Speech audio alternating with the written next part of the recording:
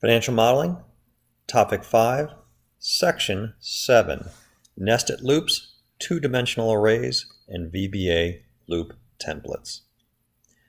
So I'm going to create a program, and what it's going to do is going to take as a parameter stock returns in columns.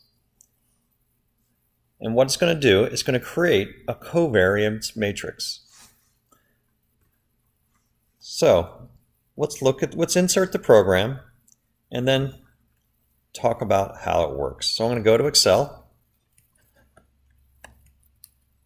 and I'm going to insert this program right here. So I'm going to clear this area out and I'm going to insert user defined. I'm going to start typing Covariance. It asks for the returns. It has one parameter. I'm going to put in the 3 stocks and 3 columns, and then I'm going to hit Control-Shift-Enter since I'm entering this program across an array of cells. I'm checking down here to see I used the covariance function in Excel to check to see if I got the right numbers, and it looks like I did. So this function creates a covariance matrix if the user simply just enters returns in columns where each column refers to a different asset. Now let's try to figure out how this program works. I'm going to go and let's look at the code. Notice I have to have option base 1 at the beginning of my module.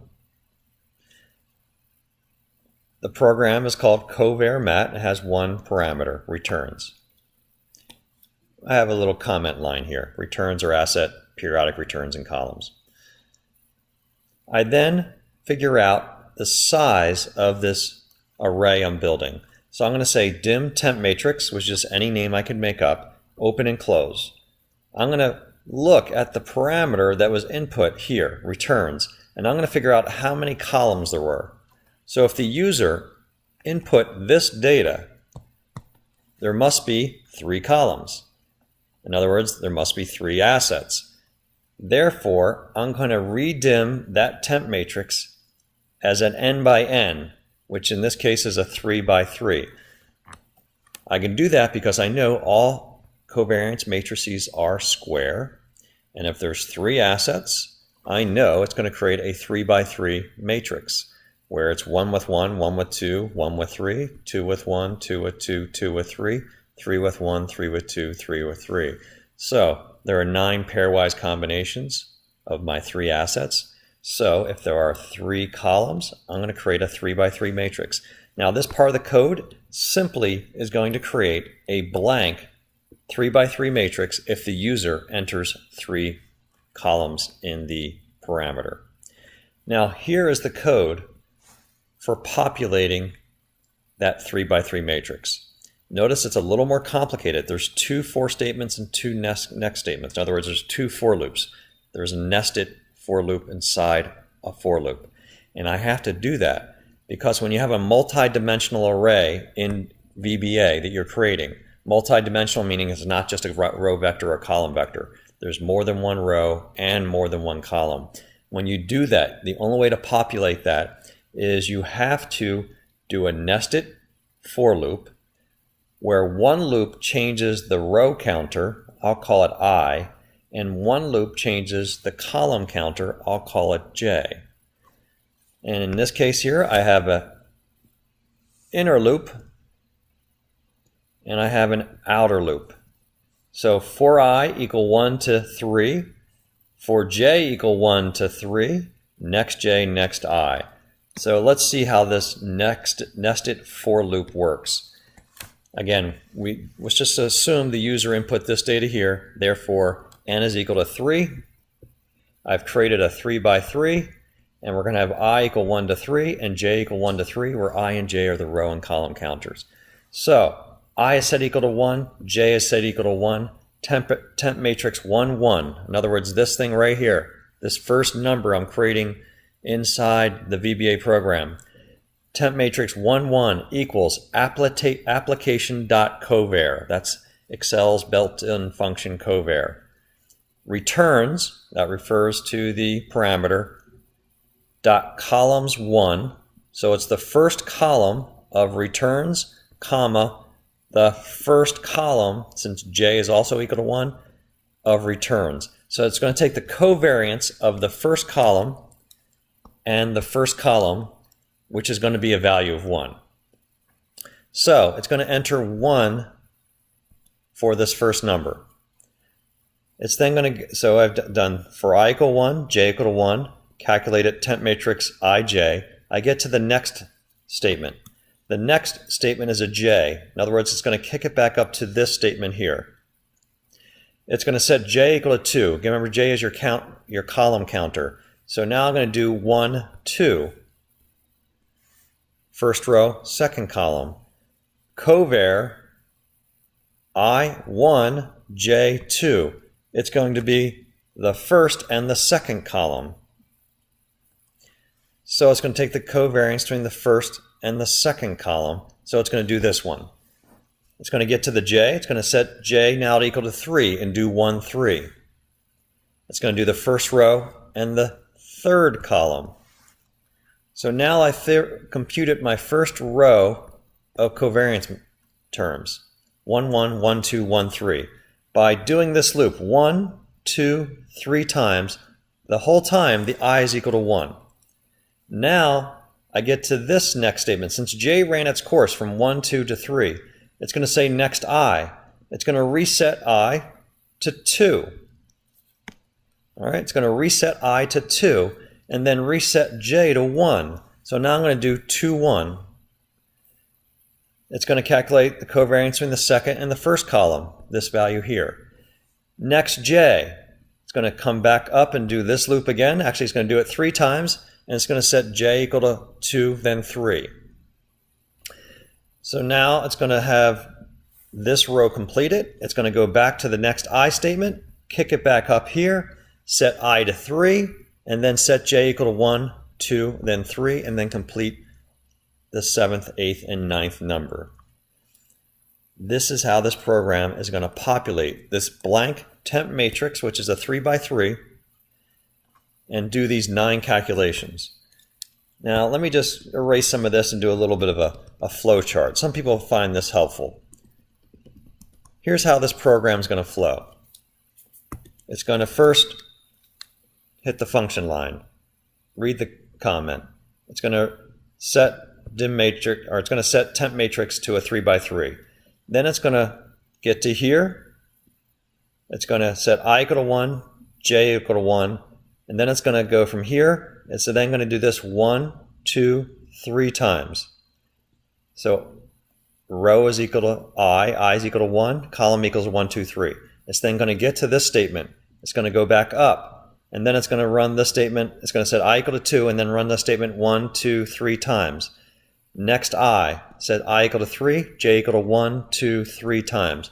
So what's happening is this statement here is being executed 9 times. First I equal to 1, then j equal to 1, 2, 3. I equal to 2, j equal to 1, 2, 3. I equal to 3, j equal to 1, 2, 3. Another way of thinking about it, how this program works, it sets I equal to 1, row equal to 1, j equal to 1, 2, 3. Next I equal to 2, j equal to 1, 2, 3. Next I equal to 3, j equal to 1, 2, 3. All done. Now this temp matrix has my 9 values. Last step, CovariMat equals temp matrix, and the program's completed. That's how this program will create a square covariance matrix where the user simply enters any number of columns in which there are periodic returns in.